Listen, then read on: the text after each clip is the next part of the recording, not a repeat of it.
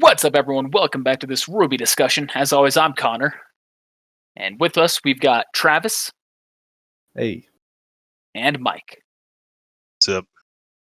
Today we're discussing RWBY Volume 8, Episode 2, Refuge. I liked it. Yeah, it definitely left me wanting more. I was like, no, it's over already. I was like, shit. It's all over. All of RWBY. Well, let's just start off at the beginning. So we start in the prison. We see Crow, Robin, Watts, and Daddy Schnee. Forgot his name. Yeah. I don't remember his name either because I don't like him. Jacques, that's his name. Yeah. Quite the regal name here. It shows Crow holding a bloody Lucky Charm. Which I thought I saw that Lucky Charm on whatever his name is in the last episode. I don't think so. He also might have multiple, though. He could have multiple ones. You are correct, though. It was a different one. I guess the original one, or the one that he had on his actual body, is what he had. Or is what Crow has. Okay. But We got some little dynamics between them all, what they all want. You know, Schnee thinks he's going to get free, that Whitley's working on his side. I think that's not going to be the case. God, I hope not. That guy's a piece of shit. I hate him. And the character I hate, Robin, she still refuses to take responsibility for any of her actions. I thought it was funny that because it kept it was going back and forth between her and Crow. So I was like, who is she? Is she talking to Crow? And then all of a sudden it shows Daddy Schnee, and I was like, oh, okay.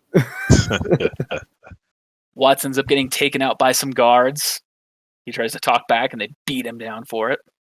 Yeah, I was like, whoa, that was a bit excessive Excessive. Excessive. I said that same thing during the episode. Yeah, it was a bit excessive. Like, hey, I'm already captured. Okay. I didn't even get a chance to turn my war on. Oh, he ain't gonna need it. It's interesting what they're taking them off to do. I don't know. Yeah, what do you think they're going to take him off to do? Probably work on Clover. Mech 5. It's coming. I mean, guess we'll find out next episode. God, I can't wait to find out. You have any theories, Mike? No idea. Yeah, I'm interested. I was like, who could possibly need this man right now? And I mean, it's really either it's actually Ironwood. Those drones, I think somebody had theorized it last time. It could be Pietro. It could also be I guess that's really the only people I think that it could be, aside from an unknown third party. Well, and they were actually people that came in and got him. People in armor, so I don't know. Yeah, they were mantle forces though, so I can't imagine it's Pietro. So then Ironwood, really, or an unknown third party. And Robin just hates not being able to do anything. And at that point, Crow says, "We're gonna kill the motherfucker." Yeah, we're gonna kill. So who is he talking about there? Who do you think? He says we're gonna kill the man who put us here. Immediately after that scene, it shows a picture of the man he's talking about. We're gonna kill the man who put us here. Ironwood pops on the screen. I really hope that's not who he's talking about. I hope he's talking about Tyrion, but I think you're right. Undoubtedly, or at least from my perspective, that's who he's talking about. Because killing Tyrion ain't gonna do anything for him. Well, yeah, but why would he kill Ironwood? From his perspective, he doesn't know what's going on with the rest of the team. He's like, oh, there's a wanted poster, and what did me and this girl here do? Crash the jet? That's really not Ironwood's fault. It's Tyrion's fault for pretty much all of that.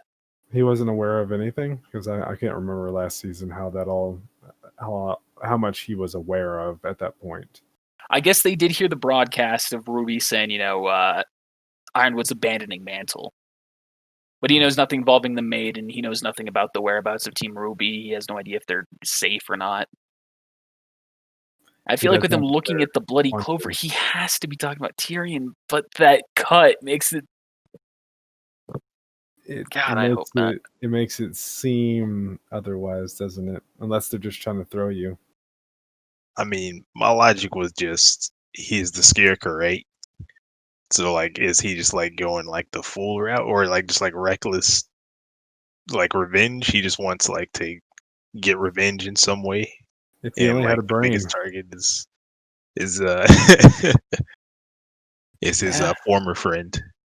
I mean, that would go with the theme of what the other ones have done, where they're kind of the other Oz, Wizard of Oz characters, kind of going reverse of what they were.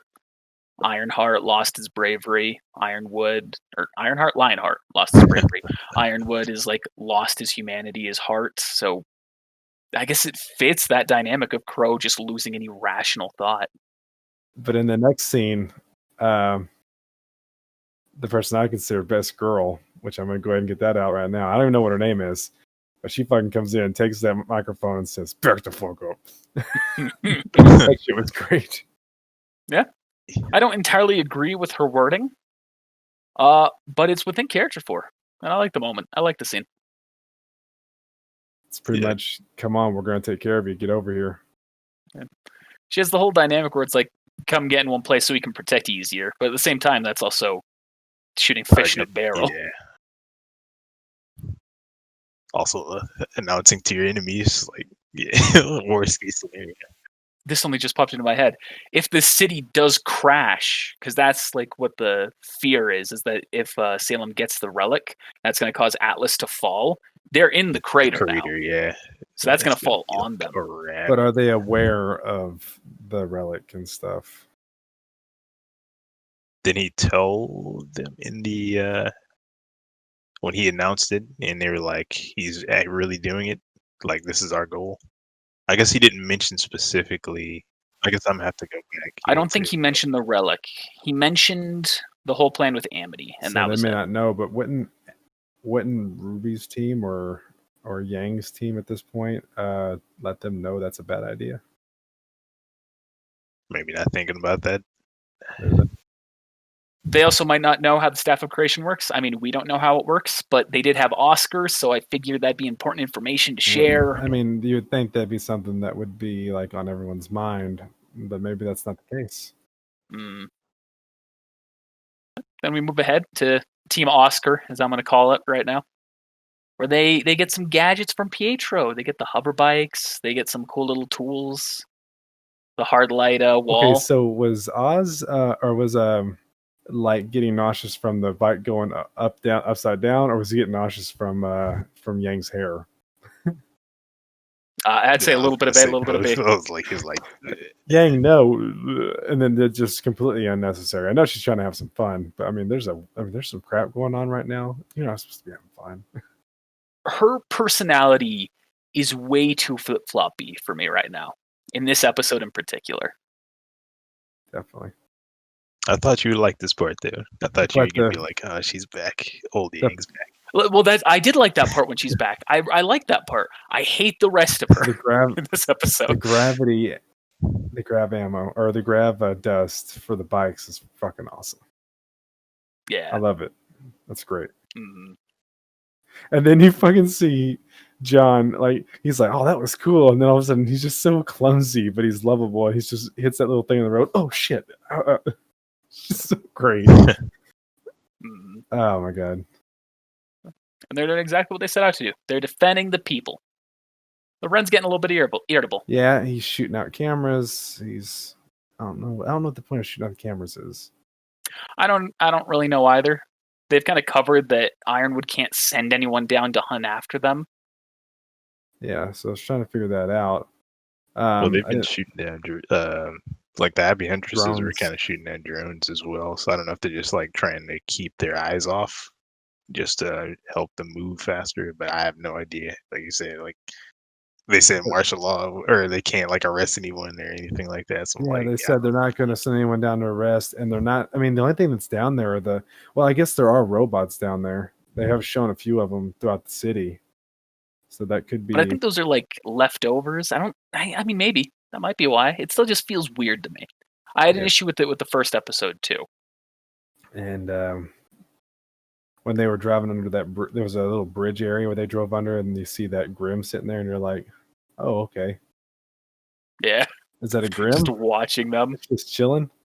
I don't know if that's something that comes in later, or if that's one of the sabers that comes up next. I don't know. I think that was the Grim that shows up later in the episode. Maybe. That thing was fucking awesome. We'll get to that later, but that thing was cool. Yeah, I can't wait to talk about that one. But yeah, they talk about how they're going to get the people to the crater. Ren's getting irritable. I'm curious if his semblance is going to like fail at some point. You skipped out on the fucking cool ass. And you kind of had this in the RWBY D&D. The freaking grenade. Yeah, the hard light barrier thing. That thing was awesome. Yeah.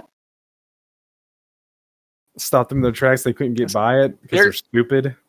There are two things in this episode that I had in the D&D before I saw it in the show. And that's the hard light barrier and then something later. We'll get to that. But that's fucking cool. Yeah. And then he's able to reuse it. It comes back to him. Like it maybe has like a refillable thing on it. I don't know, but I'm not going to worry about the technical details of it. Awesome. They end up having a civilian woman say that she doesn't want to go with them, doesn't want to be with the animals, and that's when Yang just snaps at her. Yeah, when Yang is talking about, I see what you're talking about. When Yang was talking about like, hey, can you work with John to mask everybody from the Grim? He kind of seems like he frowns. He kind of rolls his eyes, like he's pissed off about it. I don't understand that because he wants to go with them. He's on their side. Does he think that maybe he's thinking that would be too much, or is he disagreeing? What is that all about? I think he's just unstable right now. I think he's just very emotional and he doesn't want to worry about focusing and keeping calm right now. I think he wants to let his emotions loose. Maybe. But I know he's mad because he definitely is mad because he's not with his girlfriend. Yeah, and that might be the same reason why Yang snaps. Just because she's not with her girlfriend. They miss their girlfriends, yeah. I don't want to shack up with those animals down in the slums. What a racist bitch! But I like to see it. Yeah, I like seeing it because it's something that they don't do a whole lot in the show, and it makes more sense that way because that's how they really are. Mike, here's a question for you: do you think Adam's gonna come up by some like extension in this volume? So like they'll just like pay homage to him, like for doing him dirty. I feel like they will, in the very least indirectly. But like It's like I said, Trap, they're showing more honest discrimination, so maybe. I just love how she like totally shuts her down too. Yeah, regardless of those who deserve it or not. Fucking old bitch. Shut your mouth and get in line. I also thought that dialogue was incredibly unrealistic. Because it's like, if you say that to someone, at least in our world, you know what that person's going to do? They're going to say, fuck you. I'm going to like stay anyway. Like, go for it. I'm now going to stay out of spite. But there was a fucking Trump rally today. GG. Well, and then she kept bitching even when they're saving your life, first of all. And then she was walking and was still bitching. You had to be so mean to me. Fuck off, bitch. Shut the fuck up. Yeah, but you could tell that like it was an interesting vibe though. I was like, all right, so like on one hand, like I mean, it makes sense that they would be like, all right, I kind of want to go up there where it's kind of safe in the sky, in that like barrier, fortress. But I guess I'm going in this hole for right now. But they still kind of like in the back of their minds are like, I hope Ironwood comes and saves me. He's not. And it's like, and I think that right there, I think captures what my issue is with Yang, because the people, they don't know that Ironwood abandoned them. They don't know the details of that. I guess they've got the broadcast from the Happy Huntress earlier that kind of hints towards that, but they don't know the details. They might still be in doubts. But he's not there now, and they are. I'm just mad that Yang yelled at her. I just feel like she could have used a calmer tone. She didn't really yell. She could have persuaded. Stern. She could have rolled a persuasion check. It was definitely not an intimidation check. I can Yeah. tell you that because it was more stern than yelling. But then freaking Osmond and Oscar and Osmond. Yeah, he starts talking to him again. He's like, "Look, dude, I really don't want to talk to you right now. Just fucking leave me alone." Like straight up, just I don't want to hear your opinion. Just leave me alone. I don't want this merge to happen. You're saying it's going to. But then Osmond says, "I don't want it to happen either." Ozpin says he doesn't want it to happen either. So obviously, it's not something that can just be chosen. I think that this is something that he doesn't like, and it just keeps happening. Mm-hmm. He's literally taking over people's bodies and lives, and he doesn't like it either. So that's cool. I think it adds to his character, for me at least. Yeah. Oh, what's that? You're saying Ozpin's still just a genuinely good person? I'm not gonna add to this fire whatsoever. I'm not gonna do it. Keeping my hands off. Pretty much, he also pretty much said that actually it's not you getting stronger, Oscar. I've still been there the whole time. I just didn't talk to you, so you're not getting stronger. Ass bitch, that was me. GG. That's just my power transferring to you. By the time I was your age, I was rescuing princesses. Oh my goodness. Oh shit. Nah, I like that part because he was just like he was like, all right, well, I'm basically like I felt like I was becoming my own person a little bit, you know, and I felt like he was genuinely too. I was the same way. Little did he know he wasn't. I mean, maybe I like to actually entertain the possibility of the alternative. What if the merge doesn't happen? I like to entertain that possibility. Come on, this can't be the first time that this has come up in conversation, though. Hey, I don't want it to happen either. I'm sorry. It's going to happen one way or another. It always does. There's nothing we can do about it. Sorry. The only way it won't happen is if Ozpin can like achieve peace and go to the afterlife by bringing back the gods. That's really the only way that they're not going to merge. Or him and Salem just make up. Nah. And then freaking Ren. Yeah. He snaps at John. And John was just genuinely being a good guy. Hey man, you got this? You all right? Fuck off. Yeah. That's the kind of thing. I mean, that makes sense to me too. I hate it when people try and use positive reinforcement with like that, like in a situation where I know I can do something. I don't. People are like, "Yeah, come on, you can do it." It's like, "Yeah, thanks. I know I can do it. That's why I'm doing it." I don't need pep talk. Just need to focus. It's like, and then just like, oh, okay, sorry. Then don't let your aura flicker. How about that? I'm thinking he won't be able to use his semblance. I think it's going to fail on him in a future part. So then we cut to Team Penny. They're going to use a mailing tube to get to their destination. That was comical. Yeah. Also a little silly, but yeah, it was a little too silly for my taste. Yeah, I kind of wanted their team to start getting more real and have something actually to do, which I guess hopefully will happen next episode, but I don't fucking know. We're gonna see. But May's going with them, the Happy Huntress, to make them invisible when they get up there. Yeah, that's cool. So she can make everything invisible, not just herself, right? She can like make an invisibility field. That's pretty cool. I like that. Yeah, so we're gonna see how that goes. That's when we're gonna discover, Clover's back and he has infrared vision. I just hate that there's still there's so much going on and there's people like dying and people suffering and Blake's making jokes. Yes, I don't like the comedy that we've had in a lot of these moments so far. Does your family own Lake all the buildings? Yeah. Hey, you know what? We got stuff to do. It's like, hey, grow up. Yeah, I think the one part I like about this that I really get anything like from was like the Penny moment. Yep. We knew that was. We knew you were going to say that. Penny's still broken up. Specifically. Yeah. What got me more so was like she's like, I don't want I basically I don't want to shoulder this responsibility. And I was like, wow, like yeah, I'm going from being the protector of Mantle to something much much bigger, and I don't want this. And I was like, yeah, that's pretty human. and it just sucks that Ironwood put that guilt on her, and she's feeling the guilt. You know, people are going to die because of me.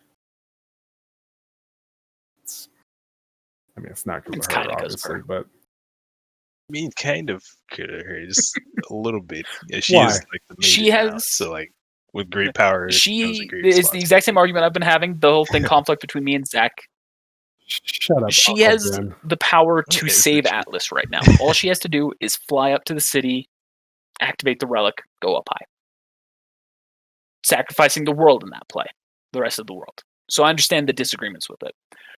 But from Ironwood's point of view, you have a chance to save someone here right now for certain. At the cost of Probably thousands of millions others. upon tens of hundreds of millions of others. But if you don't have a way to stop them, if you don't have a way to save those people, it's better to save 1,000 than 0. But there's a chance. That's the big philosophical debate, and that's the whole Marvel Avengers, the Team Captain America versus Team Iron Man. Team Iron Man was all about we are going to save who we can, where Captain America was about we're going to try and save everyone. And initially, Captain America's fails. Iron Man tries to save all that they can, and in the end, they're the ones who also pay that sacrifice. Whereas Captain America, they're the ones who get off scot-free, most of their crew. And granted, in the end, they do get to save almost everyone. Almost. But that's that big philosophical debate. And I've always been on the Iron Man side of things. R.I.P. Tony. Mm-hmm. And he has always the thing I hate the most is getting off topic, but like the Captain America side is just like, we will sacrifice whatever it takes to protect our family, and then he's never the one who ends up making the sacrifice. Someone else always dies. Someone else always is sacrificed in Captain America's plays in the movies. Yep. R.I.P. Tony. We love you 3,000. And I'm worried that's what's going to happen here. I'm worried that the people who are willing to make the sacrifice play, Ren, Yang, John, I fear that they're the people who are going to suffer more than anyone else.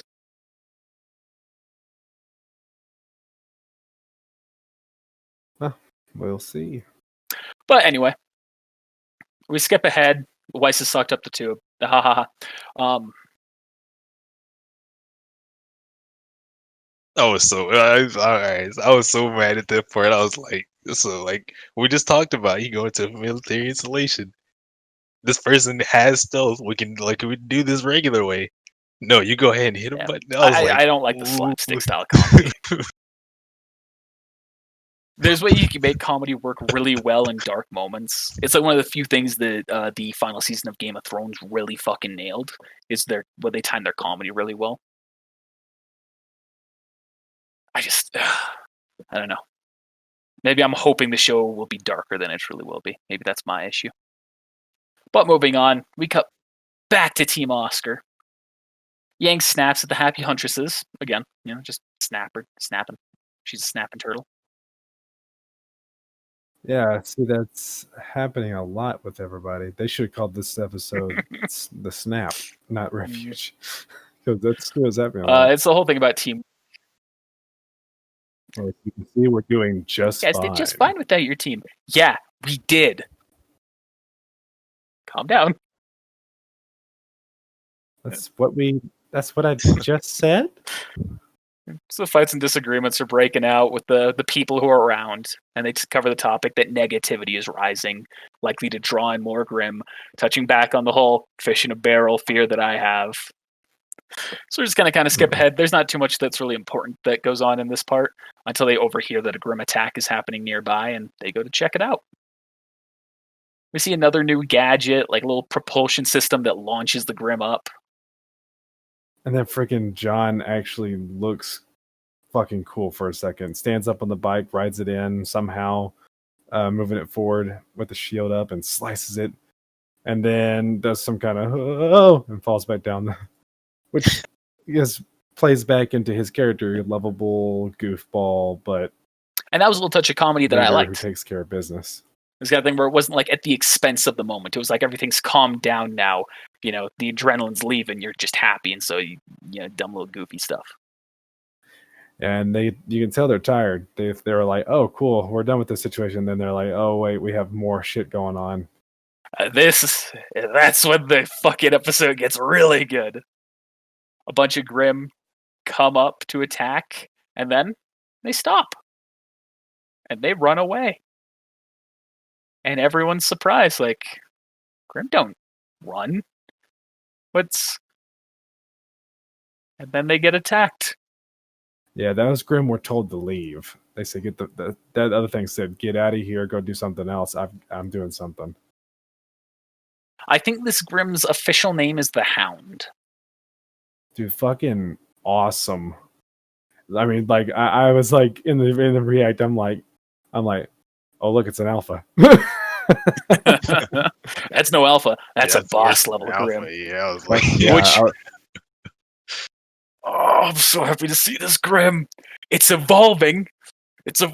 And what else does it do? It drips oil. Oh, it also drips oil. That's three things. It drips oil and it sprouts. It talks. And it talks. Yes. It reminded me of Fenrir. Oh my god. Yeah, visually it did. And then it uses Oscar as a shield. That was fucking. I was like, fucking Cherenkov over here. I've had about Cherenkov and the like Rick and Morty season 4 episodes. Like, who takes the time to get this good at using a human shield? Oh my god, I fucking loved it. It's a very small indicator that's like, oh, this Grimm is actually intelligent before the Ren says, give him back. No. And just everyone's just like, what the fuck? Yeah, I'm like, what could possibly like cause this kind of thing? Like, it really makes you like question. All right, so like, all right, like, were some of these people, were some of these actually human and not animals, or like, what's the deal? Well, I mean, and what else pisses me off is like, okay, so everyone's in such shock that it talked. When it's over here doing its morphing thing, where it lays him on the ground, it's why not attack him then? Yeah, absolutely agree. It's just Dragon Ball logic. You don't attack your opponent while they're transforming or powering up. No, it's pretty much D&D logic. It's like, you notice something. Well, can I shoot it while it's doing this? No, you can't. This is completely scripted. Oh, okay. I mean, he's taking the time to make a bunch of noises and scream and stuff and sprout wings. Drip black ooze like on Oscar's face. The wings are also the same wings that we see Salem have in the intro when she's like the big demon over Oscar. Maybe that's Salem. It might be. Or maybe the Salem that's up in the whale isn't the real Salem. Maybe she can just make smart clones, kind of a thing. I'm so happy to see it. An intelligent Grimm. I'm so fucking happy to see it.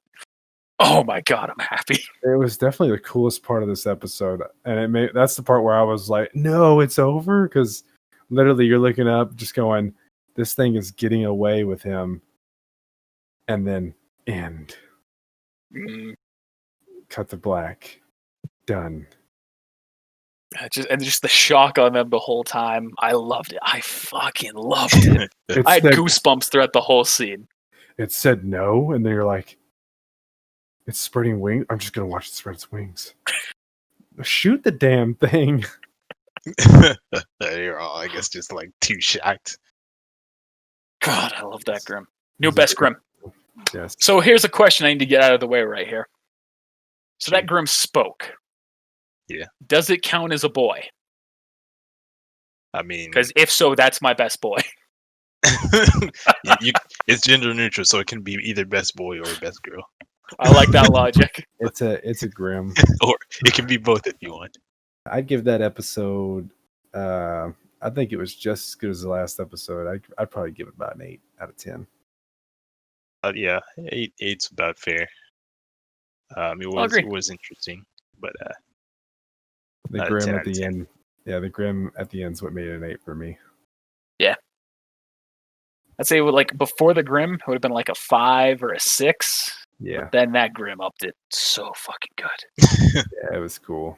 I got chills when he said no. I was like, because he just got chills there for a second, and then all of a sudden he's like, no. And I was like, what? And so, Oh god. yeah. And then I guess we doing best boy and best girl? Yep. So best girl for me was, I don't know what her name is, but The Happy Huntress on the broadcast. yes, the Happy Huntress Joanna. on the broadcast. Joanna. Yeah, she showed some shit in this episode. She said basically told that guy to fuck off. I'm taking this microphone, I'm gonna talk. And the guy was like, okay, I'm sorry, I'm gonna back down now. And then told everybody, come on, we're gonna protect you. And just they really stepped up, and it was cool. Yeah. And then best boy, I'm gonna give it to John. I don't know why my voice did that. I'm sorry. I'm gonna give it to John. He was himself the whole episode. He killed that Grim in one hit.